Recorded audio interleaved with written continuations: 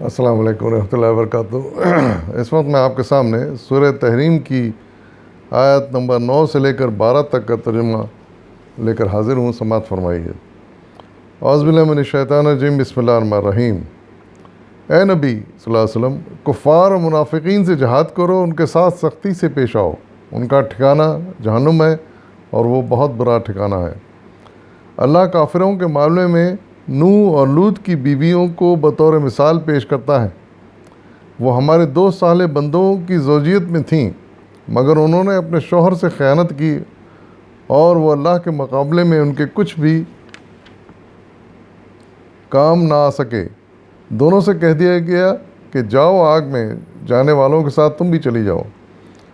اور اہل ایمان کے معاملے میں اللہ فرعون کی بیوی کی مثال پیش کرتا ہے، جبکہ اس نے دعا کی، اے میرے رب، میرے لیے اپنے ہاں جنت میں گھر بنا دے اور مجھے فرعون اور اس کے عمل سے بچا لے اور ظالم قوم سے مجھ کو نجات دے۔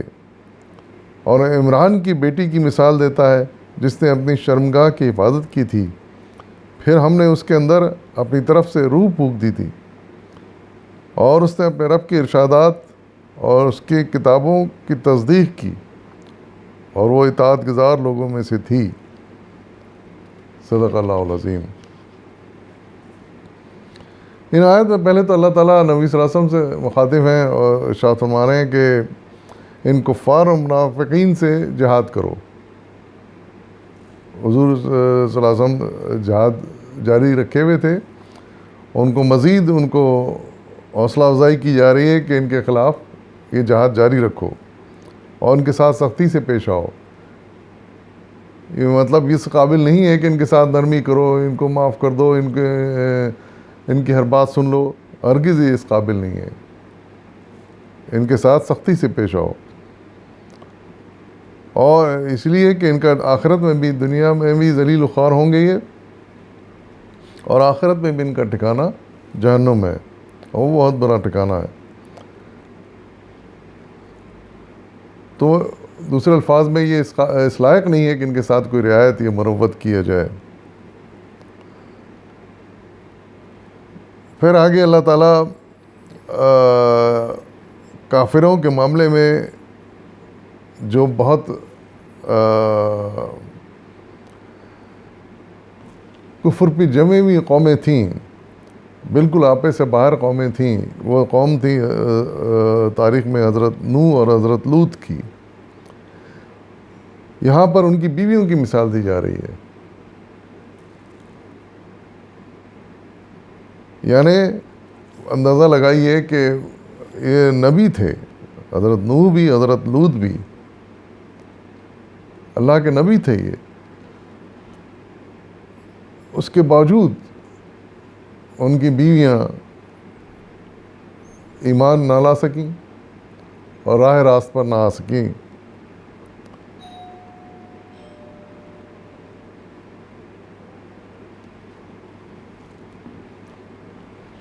تو اللہ تعالیٰ ارشاد فرما رہے ہیں کہ بیویاں ہونا بھی، نبی کی بیوی ہونا بھی ان کے کچھ کام نہ آیا، اور ان کے لیے جہنم کا فیصلہ کر دیا گیا۔ تو اندازہ لگائیے آپ کہ جب نبی کی بیوی کسی قسم کی رعایت کی اور مروت کی مستحق نہیں ہو سکتی، تو کہاں کوئی اور دوسری عورت اس بات کی مستحق ہو سکتی ہے کہ اس کے ساتھ کوئی رعایت دی جائے۔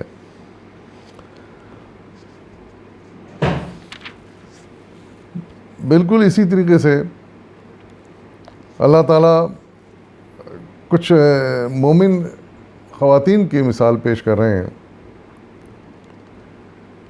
جس میں سے ایک مثال فرعون کی بیوی کی ہے۔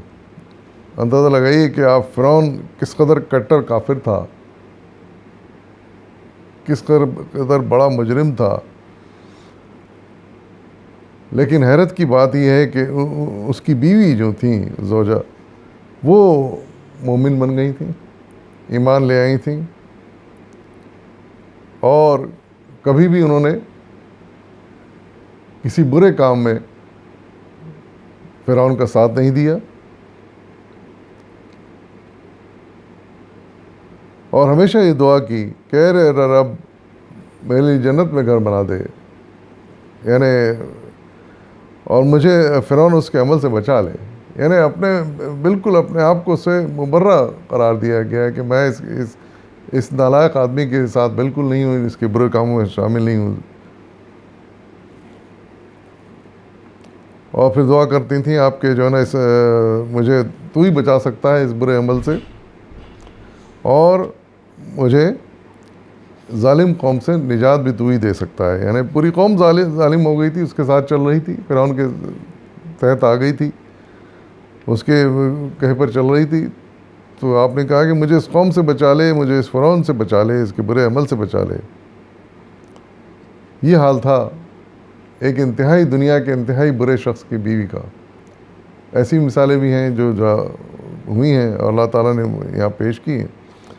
اسی طرح ایک اور مثال مومن خاتون کی مثال حضرت بی بی مریم کی اللہ تعالیٰ نے عمران کی بیٹی بی بی مریم کی پیش کی ہے۔ وہ بھی نہایت نیک اور شریف خاتون تھیں، لیکن ہم اسی قرآن میں ان کا واقعہ تفصیل سے بیان ہوا ہے پچھلی صورتوں میں کہ وہ تنہا جا کے عبادت کیا کرتی تھیں، اچانک ان کے پاس فرشتہ آیا اور ان کو بشارت دی ایک بیٹے کی، تو وہ سخت حیران ہوئیں اور فرشتے سے بھی کہا کہ یہ کیسے ہو سکتا ہے کہ مجھے کسی نے چھوا تک نہیں ہے، میرا بیٹے کیسے ہو سکتا ہے؟ اس فرشتے نے کہا تھا کہ ایسے ہی ہوگا، یعنی کوئی چھوئے گا نہیں لیکن پھر بھی تم کو بیٹا ہو جائے گا۔ اور یہی ہوا کہ اللہ تعالیٰ نے اپنی قدرت سے ان پہ اپنے روح پھونک دی اور حضرت عیسیٰ علیہ السلام وجود میں آئے اور دنیا میں تشریف لائے، تولید ہوئی آپ کی انہی سے۔ اور یہاں پر اس الزام کی بھی تردید اللہ تعالیٰ فرما رہے ہیں جو یہودی لگایا کرتے تھے آپ کے کردار کے اوپر۔ آپ حاشیہ نمبر مولانا اپنے حاشیہ نمبر 27 میں لکھتے ہیں کہ یہودیوں کے اس الزام کی تردید ہے کہ ان کے بطن سے حضرت عیسیٰ علیہ السلام کی پیدائش معاذ اللہ کسی گناہ کا نتیجہ تھی۔ یعنی آپ دیکھیں کہ یہودیوں کا یعنی کس قدر غلط طرز فکر تھا کہ اس کسی گناہ کا نتیجہ قرار دیتے تھے۔ یعنی ان کا اصرار تھا کہ کوئی نہ کوئی تعلق پیدا ہوا ہے جب ہی بچہ ہوا ہے، جبکہ اللہ تعالیٰ صاف ارشاد فرما رہے ہیں کہ اس کو کسی نے نہیں چھوا تھا اور اللہ تعالیٰ نے اس کے اندر روح پھونک دی تھی اس بچے کی۔ اللہ تعالیٰ ہر چیز پر قادر ہے، ہم جانتے ہیں۔ سورہ نساء میں آیت نمبر 156 میں ان ظالموں کے اسی الزام کو بہتان عظیم قرار دیا اللہ تعالیٰ نے۔ تو اس طرح